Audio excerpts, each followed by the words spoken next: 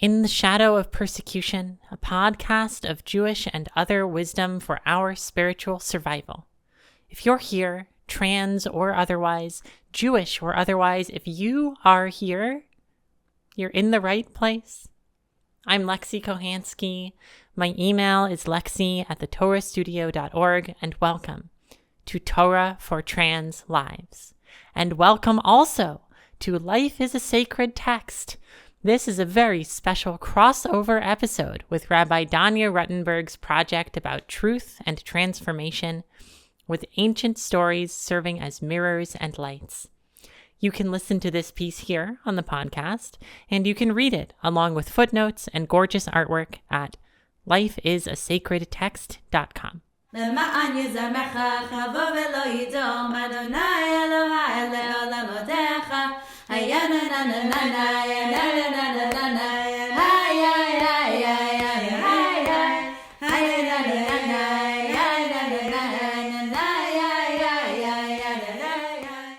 Darlings, get ready for this reading of Unproductive Desires on crushed testes, transition, Jewish continuity, and who's allowed in God's community. I, Alexandra Kohanski, hereby consent of my own free will to be sterilized by a method called bilateral orchiectomy. It's 2023. The man who will perform my bottom surgery asks me to wait in another room while they prepare the form. It's something I need to sign as a formality, he tells me, and I don't think anything of it. Even when the nurse brings in this form and apologizes for its, quote, outdated language, it still sounds like business as usual with trans healthcare. Misgendering is a daily sacrifice in the temples of medical bureaucracy. The form's title, though, freezes my pen on the signature line. Sterilization Consent Form. A quick note on the history of this form. It arose from a pattern of coerced sterilizations on working-class women of color in the 60s and 70s. While these women were giving birth, doctors would pressure them into having tubal ligations, a eugenics of race and class. The sterilization consent form, which requires 30 days to elapse before any such procedure, was meant to protect people from abuse. But when I signed the form, I don't know any of that. When the nurse called the form outdated, I assumed she meant that the focus on sterilization might offend or upset me. And it did upset me. Here were my gender desires, framed in direct opposition to my desire for children. Be myself or be a parent. It was way too much to process. I just signed the form. I was told about those temporary methods of birth control that are available and could be provided to me, which will allow me to bear or father a child in the future. I have rejected these alternatives and chosen to be sterilized.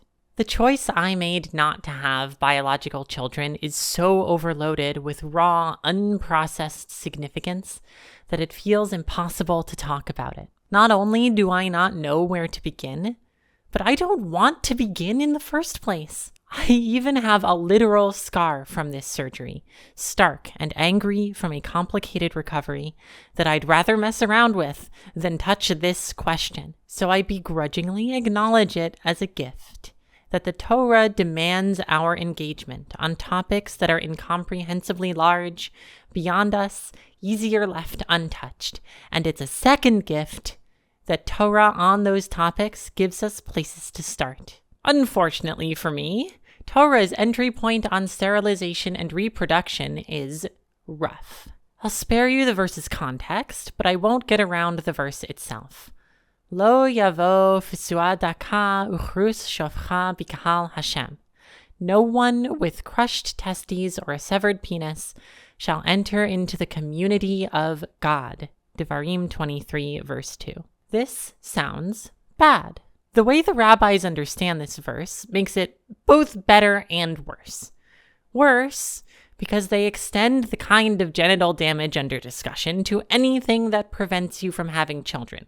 In other words, any sort of permanent sterilization, like my orchiectomy. Better, though, because what happens to a person with this kind of sterilization is not actually exile from God's community, It's that you can't get married.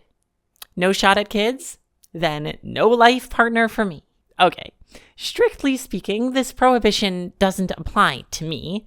The technical parameters are roughly that a man does something in the course of life to get sterilized. Not being a man, I'm off the Jewish legal hook. Here's the thing, though, about loving the Torah. It's not really about the legal bottom line. It is about the conversation that happens when we raise the question. The final analysis matters. I got the surgery. But the point is the process. And this prohibition's process goes through me. I went way beyond crushing my testes. I had them cut out and dissected by a medical examiner. And right in front of me, there's a signed form directly linking that choice to a sterile, childless future. I may not have violated this commandment on the technicality of my gender, but the punishment was something I signed on to in plain English. I understand that the sterilization must be considered permanent and not reversible. I have decided that I do not want to become pregnant, bear children, or father children. Why do the rabbis look at the words God's community and decide that it must mean marriage with its implicit promise of children? This prohibition only extends to marriages between a sterilized man and a woman who's born Jewish, not to anyone who's converted or to now Jewish freed slaves. So the twined threads of sterilization and eugenics show up on the rabbinic side of the tapestry too. In any case, what's community got to do with kids? Well, one phrase that comes to my mind that makes the connection: childless cat ladies. There's a worldview out there called replacement theory. As Vox reporter Fabiola Cineas puts it, replacement theory is, quote, the racist conspiracy theory that holds that, through immigration, interracial marriage, integration, and violence, and at the behest of secret forces orchestrated by global elites, or Jews, white people are being disenfranchised, disempowered, and pushed out of white nations, end quote. During the 2024 election, future Vice President J.D. Vance, Yamach Shemo, brought one specific aspect of this flavor of white supremacy to the forefront of public discourse. Quote, when you go to the polls in this country, as a parent, you should have more power.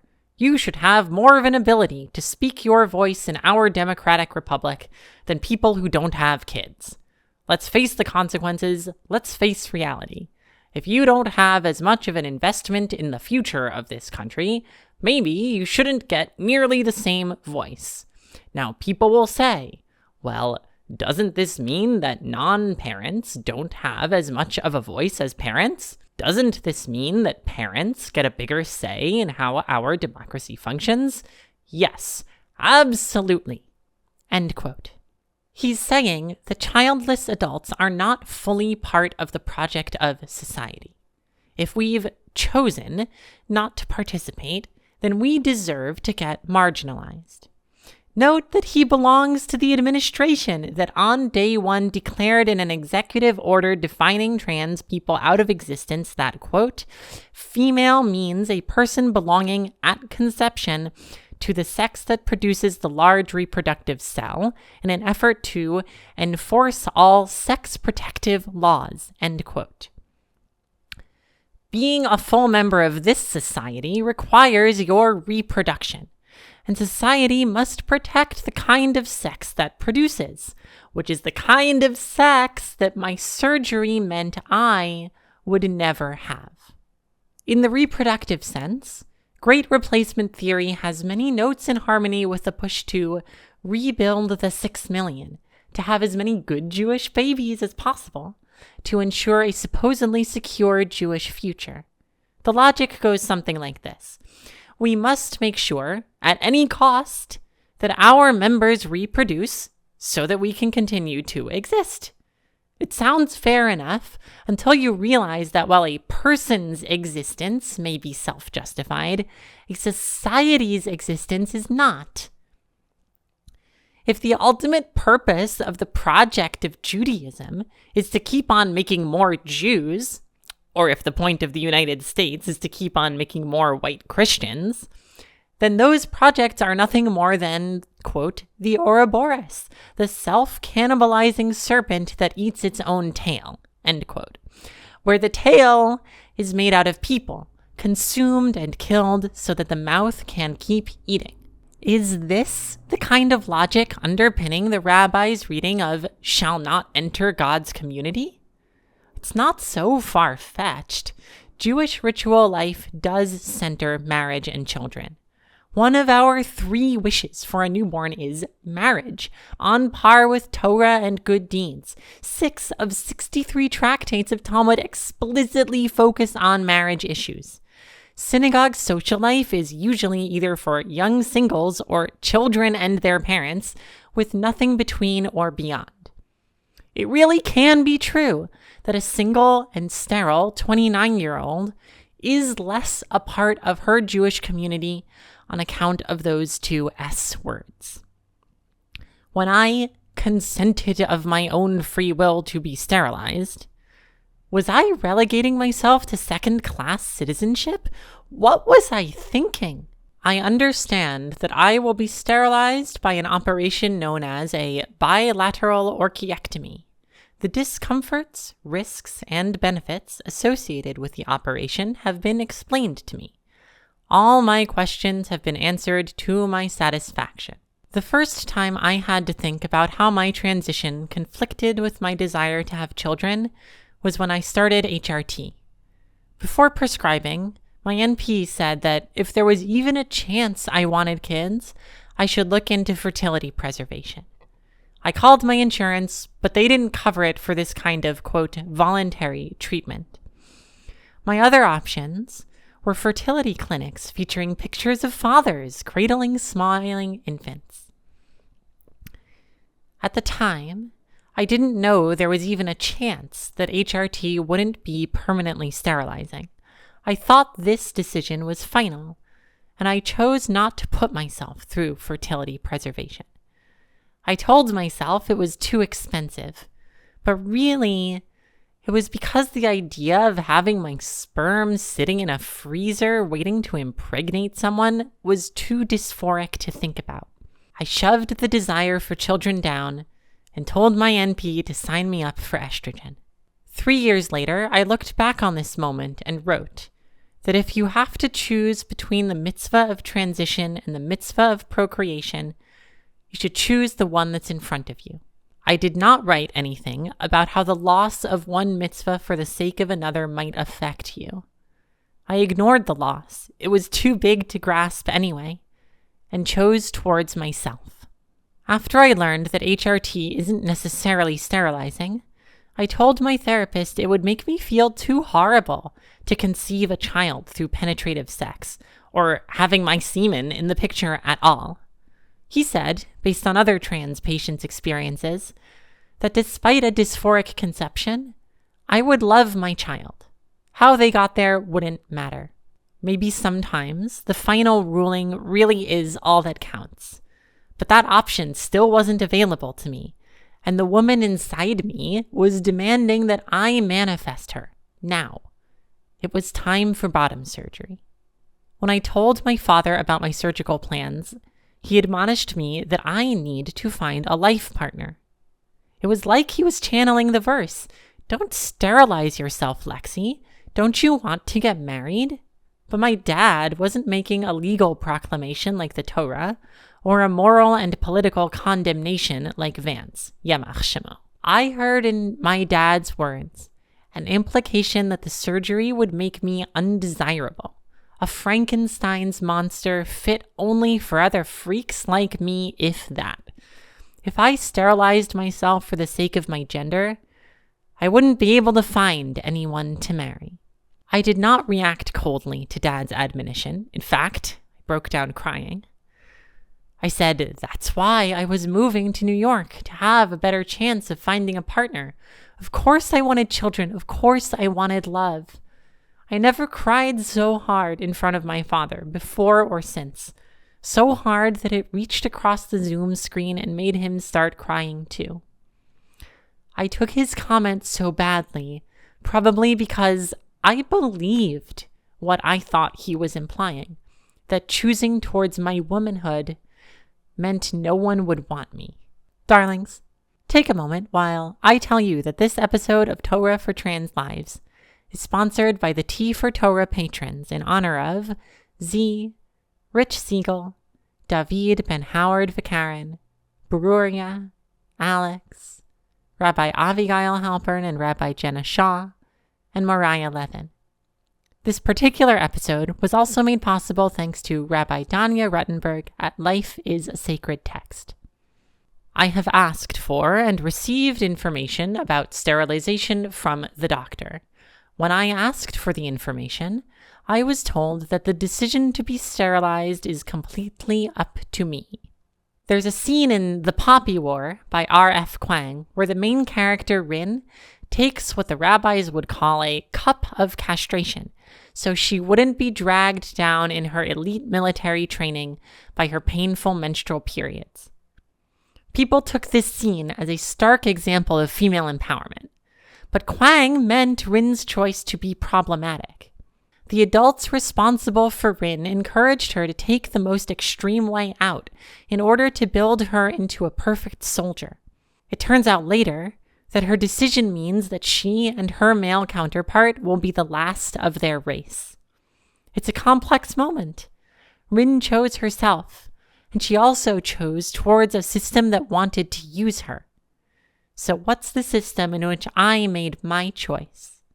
The Torah tells me that, insofar as it's about sterilization, my transition is happening in the context of God's community, which, to hear the rabbis tell it, is a communal system about marriage and children.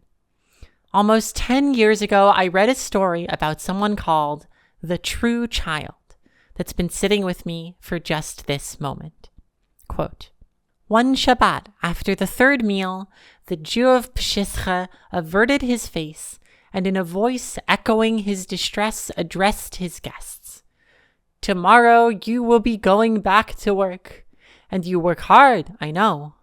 If I asked you why you work so hard, you would tell me that it is not for your sake, but for the sake of your children, that you wish them to grow up to be good Jews, loving humankind and fearing God. Yes, that is what you would tell me.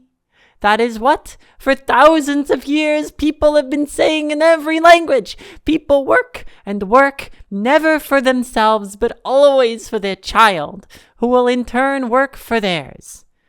As for me, I am waiting." He paused before continuing even more sadly. "I am waiting for the true child." Ali Wiesel, Souls on Fire, The School of Pshischa. End quote. Wiesel explains what the Jew of Pshischa meant by true child. Whom did he mean? The Messiah? Perhaps. But it is also possible he simply meant the father who would admit, in all honesty, that he was working for himself. I think Wiesel is wrong. The Jew of Pshischa was not talking about any father, honest or otherwise. He was talking about someone who, in the face of the world's systems and their superhuman pressures, remains as true to their holy desires as a child. They do not give in to the Ouroboros of reproduction. They will not sacrifice their inner light on the altar of mere continuity. It's no coincidence that the Jew said this on Shabbos, the weekly break from work. The true child does not labor or reproduce for the sake of production. In workaday life, we labor for the sake of our children, who will labor for their children. No one ever standing up for their irrational inner child. I rejected this system. Instead, at age 25, I chose to upend my life for the sake of a girl whose childhood never happened. I acted in the memory of desires so nonsensical that they were barely real. I centered my world around the unproductive desire to transition, a desire that served no interests except for the hazy dream of a woman who didn't exist.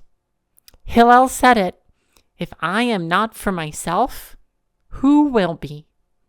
The love I still feel, for that dream woman has no point beyond itself. It doesn't arise from or belong to any system.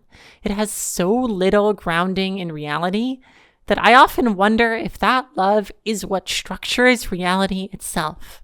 My transition has taught me about this world-shaping, purposeless love.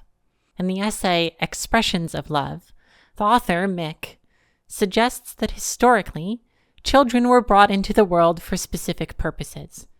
An heir to the family title, someone to pass on the name, another pair of hands for the family farm or for the masters. And if children are born to play certain roles, their lives become failures when they do not fit those predestined purposes. Purposeless love, on the other hand, means that the beloved signifies in their own right, not as a scion or scar of the lineage. Our verse, and much of Jewish communal life, make it seem like the value of my membership in God's community is based on producing children, with entry granted to those who can maintain the line of descent. That doesn't sound like the community of the God I love, or the God of the prophet Isaiah. Quote, "Let not the foreigner's child who comes to God say, 'God has fully separated me from God's people.' And let not the castrate say, 'Behold, I am a withered tree.' For thus has God said to the castrates who keep my Shabbases and choose what I desire and cling to my covenant. I shall give them my home, and within my walls, agency and recognition better than sons and daughters. Everlasting recognition I shall give to the one who will not be cut off." Isaiah 56, verses 3 through 5, my translation. End quote. God's own recognition to the childless castrate who will not be cut off from their own desires, from the community of God that has nothing to do with productive families. Isaiah is speaking to the true child. My consent expires 180 days from the date of my signature below. I absolutely did the right thing for myself by getting that surgery. So why can't I shake the shadow of regret? I feel it whenever I see parents playing with their children at Kiddush, when all the shul programming is for children and their caregivers, when my friends talk about their plans for IVF or adoption. It's like the verse is slamming its staff down in front of me and declaring, "You might pass, but you shall not enter the community." My best guess is that it's not regret about the past. I chose towards myself in a way that everyone should be able to. No, it's regret about the future. A future for myself that I don't believe will arrive. I don't believe the children are coming my way, even though I want them. Partly, that's because I've been told by the Torah, the commentators, the right-wing eugenicists, my own loved ones, that I won't be wanted. Those things set me up not to believe. But the actual cause of my defeatedness is that I've never chosen towards it.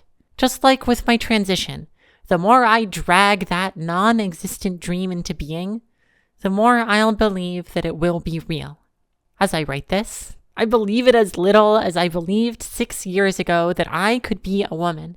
And just like with my transition, I imagine I'll need other people to believe it for me first. A community of believers, God's community. I have received a copy of this form. Alexandra Rose Kohanski, 5:10:23. There's another verse that constantly calls out to me. "Go eat your food with joy and drink your wine with a good heart, for God has already wanted your actions." Ecclesiastes 9, verse 7. I called this piece Unproductive Desires because the yearnings that have driven me for the past 5 years have led me to giving up my ability to reproduce. But in God's community, our actions are already wanted. The shining cores of all our desires are productive, moving us towards the community's purpose. The more we transform into ourselves by turning our deepest desires into action, the more we know God. Each of us is already wanted. And if I haven't taken steps towards children, maybe it's because God wanted me to step into myself first. We conclude many of our prayers with the wish, Ken Yehi Ratzon, may it be your will. But those words literally mean, may such a desire exist. We are not living in a system that wants queer or trans desires to exist. For all my struggles to reconcile my transition with a Jewish culture that prizes reproduction, trans people are also struggling to transition in the first place. As politicians work to take away our rights, we find ourselves in a society that wants to dehumanize and eliminate us. When our survival is at stake, it can feel irresponsible to consider the spiritual fallout of gender transition. But even as we focus our efforts on defending our rights and our lives, we need to remember constantly why we are in this fight.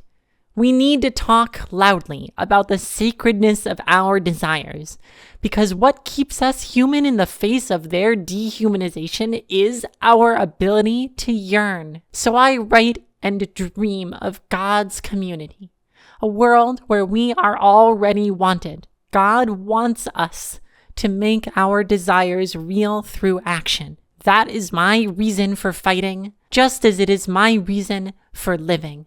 May we come to know all the desires God has given us, and may we build communities that want us to manifest every one of them, because our desires lead us to who we really are. And who are we really, if not true children of God? Torah for Trans Lives is a Torah Studio podcast, written, produced, and performed by Lexi Kohanski. Our volunteer editor is Lis Cardy. Our graphic is Rivka and Yitzchak by Rena Yehuda Newman. Our title music is Lekhabot haAhavah by Rabbi Noam Lerman. The script for this episode, plus notes, citations, links, and artwork, are available on Life is a Sacred Text. I'm so glad you've listened.